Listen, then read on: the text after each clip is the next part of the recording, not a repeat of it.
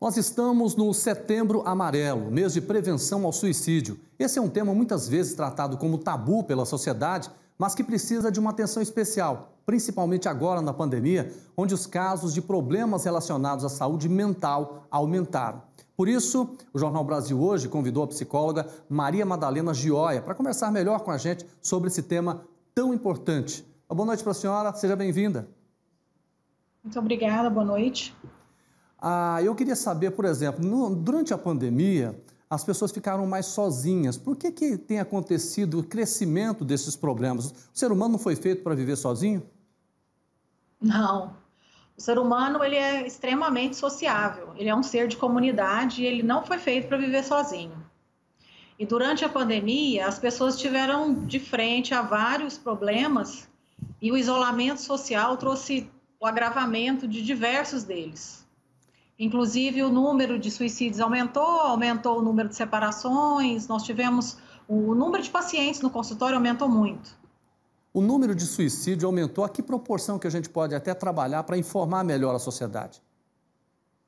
Olha, infelizmente, o número foi grande, principalmente entre os adolescentes. Nós tivemos um aumento de 8%. 8%.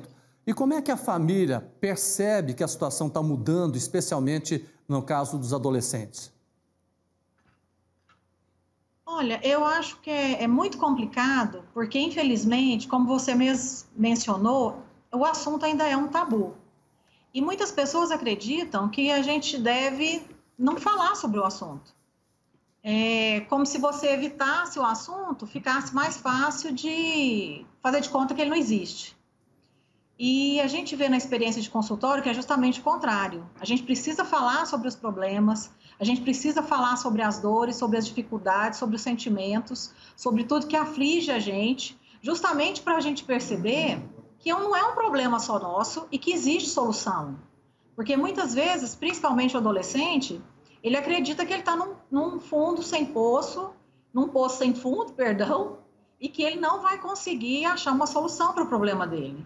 A partir do momento que ele começa a conversar, que ele começa a sentir que ele pode se abrir e que outras pessoas têm o problema que ele tem e que ele pode encontrar uma solução, fica mais fácil dele encontrar um caminho para os problemas dele. Eu queria saber da senhora o seguinte, por exemplo, discutir é sempre importante, alertar, educar. Agora, a imprensa, ao longo do tempo, também sempre evitou mostrar o problema. Quando há um caso de suicídio, normalmente a imprensa não mostra. Isso está certo ou está errado?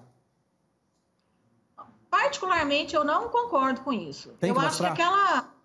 Eu acho que tem que mostrar. Aquela história de antigamente você jogar a poeira debaixo do tapete não funciona. Porque a gente precisa estar alerta para justamente mostrar o que existe e oferecer socorro, oferecer ajuda. Porque o que acontece? Quando a gente não sabe o que existe, o nosso imaginário pode passear e pode criar muitas ilusões. Nós temos muitos mitos a respeito disso. Quantas vezes a gente escuta por aí que quem ameaça não faz, que a pessoa está querendo aparecer ou fazer bonito, ou quem tentou uma vez não tenta de novo. Então, são simplesmente mitos. A gente tem que estar muito atento a isso. É uma situação muito perigosa. Os pais têm que estar atentos, os educadores têm que estar atentos.